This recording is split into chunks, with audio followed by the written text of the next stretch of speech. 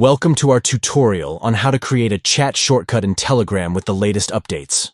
Let's walk through the steps together. To begin, open the Telegram app on your Android device, providing you with the tools to create convenient shortcuts for your chats, groups, or channels.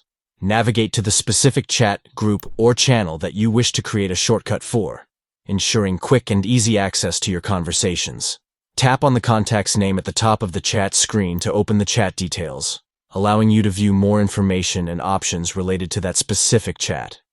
Next, locate and tap on the three-dot icon situated at the top right corner of the chat details page to reveal a drop-down menu with additional features.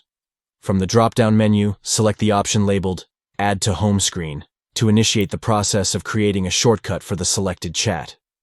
Upon selecting this option, a shortcut icon will be generated on your home screen, showcasing the profile photo of the chat if one is available, making it easier to identify and access. By following these straightforward steps, you can efficiently create shortcuts for your preferred chats in Telegram, making it more convenient to stay connected with your contacts.